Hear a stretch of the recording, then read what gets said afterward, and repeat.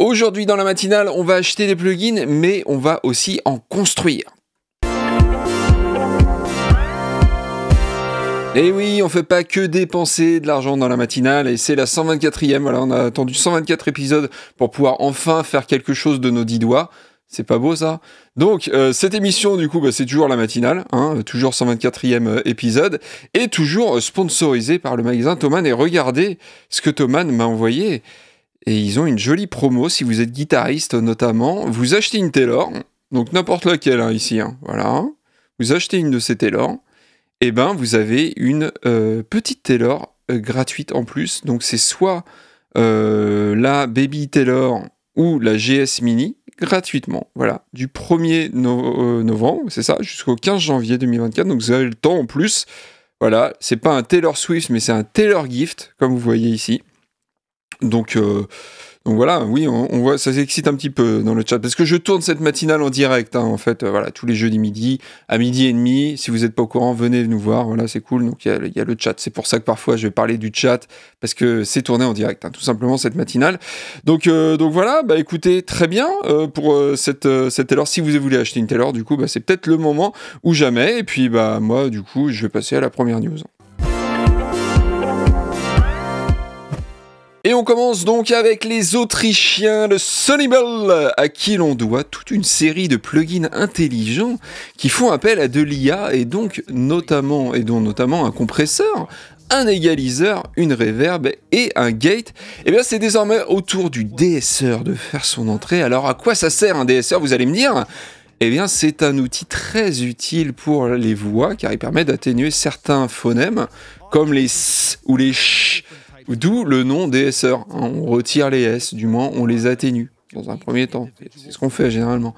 Et donc qu'apporte ce nouveau plugin de Sonibel par rapport aux autres qui existent déjà, parce qu'il y en a déjà une palanquée, Eh bien il fait les choses un petit peu différemment. Normalement un DSR c'est un compresseur multibande qui agit sur une plage de fréquences donnée assez réduite, celle qui correspond au CH et au SE, et c'est comme ça que le traitement est né. Donc on peut aussi utiliser d'ailleurs un égaliseur dynamique, ça marche aussi, voilà, généralement c'est ce qu'on fait. Sauf que là, le plugin analyse d'abord la voix, il faut donc lui faire écouter. Voilà. Il va vous demander, tiens, tu me fais écouter la voix ? Vous lui faites écouter. Et il identifie ensuite tous les différents phonèmes, sachant qu'il s'occupe des CH et SE, mais pas seulement, il s'occupe aussi des ZE, voilà, et des plosives tels que les P ou les T. Vous voyez, je l'ai fait bien quand même. Donc il détermine les points de début et de fin de chaque phonème, et permet ainsi d'avoir un contrôle parfait sur ces derniers, sans avoir à régler un seuil de déclenchement. Au final, toute la sibilance est traitée, pas seulement sa partie la plus forte, comme c'est le cas d'habitude, ce qui, d'après l'éditeur, permet d'avoir un résultat plus transparent, plus naturel. Voilà, c'est ce qu'il dit en tout cas. Après, il faut vérifier, évidemment, comme à chaque fois. Il faut savoir que chaque phonème est traité indépendamment, et qu'un contrôle dénommé color permet d'obtenir un résultat plus ou moins doux, plus ou moins ciselé. Enfin, sachez que vous pourrez aussi faire l'inverse, c'est-à-dire exacerber ces sibilances si jamais elles sont pas assez présentes dans l'enregistrement initial. Ça peut servir aussi, on sait jamais. Donc voilà, si vous êtes intéressé, allez voir les vidéos de l'éditeur, et ne tardez pas trop non plus, car il y a un prix de lancement, comme c'est souvent le cas ici dans le matinal, qui est de 89 euros, excusez-moi, au lieu de 129. Voilà, c'est tout pour Sonibel. On passe à la news suivante. Et donc on continue du côté du Japon avec Zoom, qui vient d'annoncer un nouveau multi-effet sous forme de pédale très compacte. Alors je dis très compacte car elle abrite pas moins de 100 traitements différents. Vu sa taille, c'est quand même pas mal, parce qu'elle a fait une taille tout à fait normale pour une pédale de guitare, mais aussi de la modélisation d'ampli avec des fichiers de réponse impulsionnels multicouches. Voilà, on parlait des couches de sandwich, et voilà, pour ceux qui n'étaient pas dans le chat, vous allez rien comprendre, mais c'est pas grave. Donc on dispose de 100 mémoire, mais aussi de 4 boutons en croix disposés tout autour du foot switch afin de naviguer avec le pied. Et ça, les guitaristes, ils aiment ça, sachez-le. Voilà, faut savoir que contrairement à la pédale Line 6 HX1 dont j'ai parlé la semaine dernière, il me semble, c'était la semaine dernière, oui c'est ça, il me semble, on peut ici utiliser plusieurs effets en même temps. Combien ? Je sais pas encore. Demandez pas, j'ai pas vu l'info, mais on peut faire des chaînes d'effets, ça c'est sûr, je l'ai vu. de mes yeux vus. Voilà. La pédale est stéréo, tout comme certains de ses effets, comme le chorus ou le délai. Elle peut fonctionner avec 2 piles AA, ce qui est cool, je trouve. Hein. C'est quand même bien plus que... On les trouve bien plus facilement que les piles carrées habituelles qu'il y a dans les pédales.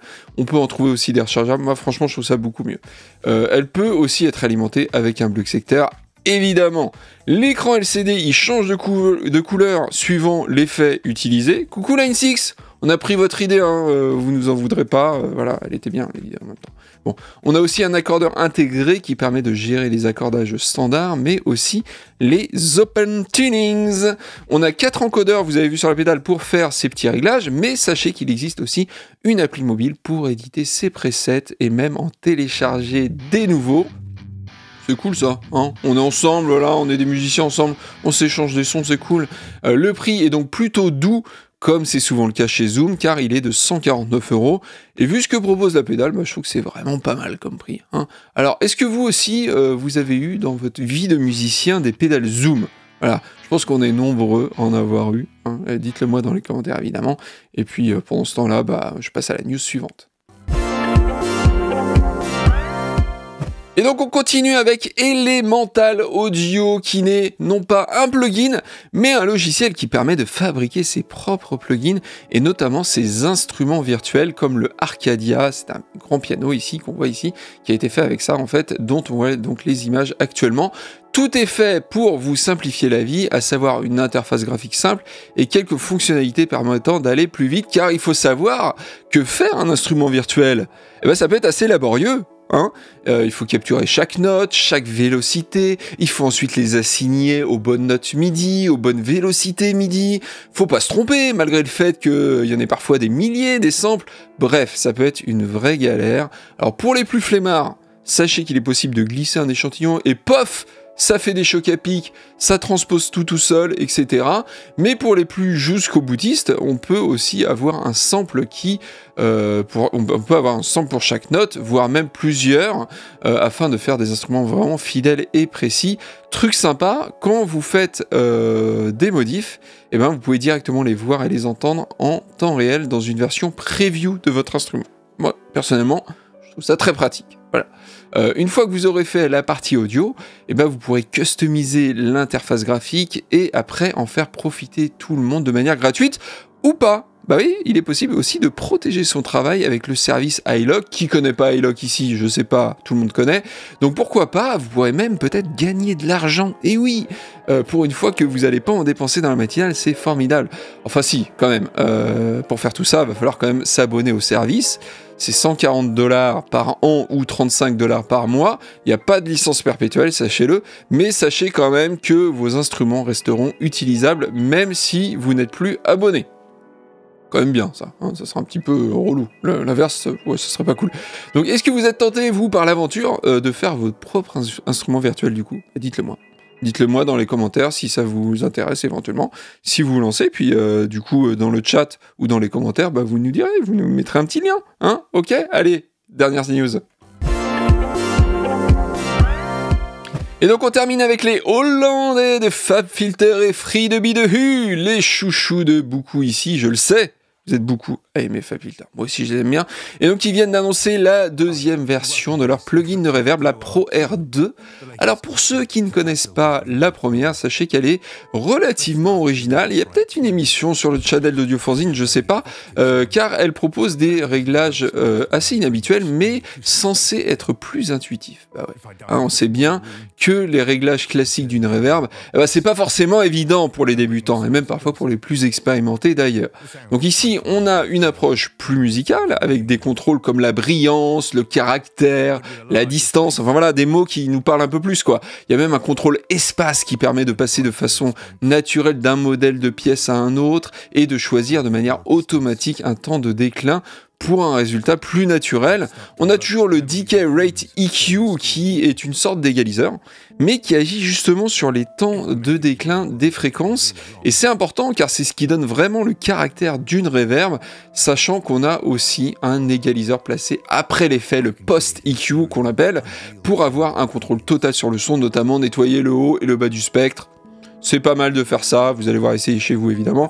Dans cette deuxième version, on voit débarquer deux nouveaux algorithmes, le Vintage qui reproduit le son des fameuses reverbs des années 80 et 90, et le Plate qui, comme son nom l'indique, est une reverb à plaque, et c'est super pour les voix et les caisses claires notamment, mais pas que, moi j'adore ça. Est-ce que vous aimez ça? Allez, dans les commentaires. Vous êtes reverb à plaque, dites-le moi. Un contrôle d'épaisseur ajoute de la compression et de la saturation à la reverb. Oui, oui, ça se fait et c'est même plutôt cool. Et un autre paramètre permet de ducker, c'est-à-dire de baisser l'effet quand une piste joue. Pareil, super utile sur les voix notamment, pour avoir un effet très présent, mais que quand il y a de la place. Et ça, pour avoir un effet comme ça, c'est vraiment très très cool. Pareil, essayez si vous avez jamais essayé. Autre nouveauté, c'est l'arrivée du Dolby Atmos. Et oui, c'est la mode. Et jusqu'au 9.1.6, ça en fait des enceintes des canaux quand même, sachant que vous aurez accès à des réglages indépendants de decay rate, donc ce dont on parlait plus tôt, et post-EQ pour chaque enceinte. Donc on n'est plus dans le rigolage là, d'accord? C'est plus pour les enfants là, hein? On est sérieux aujourd'hui, d'accord? Bon, bref. Et donc pour finir sur les petites nouveautés, on a aussi du mid-side sur le post-EQ, et ouais, il n'y en avait pas avant, et un affichage possible d'un clavier de piano. Il y en a qui aiment ça, d'avoir les petites notes en bas au lieu des fréquences. Moi j'aime ça aussi, hein, voilà, je vous le dis, j'aime ça. Voilà. Le prix est de 169 €.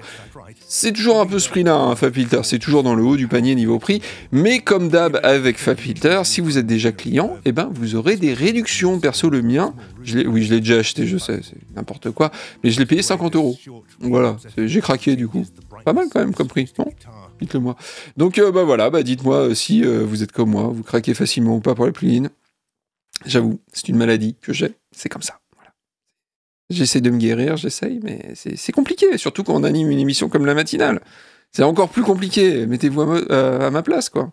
Bref, donc voilà, bah, c'est fini pour cette 124e matinale, j'espère que vous l'avez apprécié, évidemment, et puis bah, moi je vous dis du coup à la semaine prochaine, voilà, tous les vendredis matins à 7h sur la chaîne YouTube d'Audiofanzine, et puis sur YouTube aussi, et Twitch le jeudi à 12h30 pour le tournage en live de cette matinale, et donc l'after pendant lequel on discute tous ensemble, et c'est ce que je vais faire tout de suite maintenant, donc voilà, bah, allez, très bientôt, ciao ciao.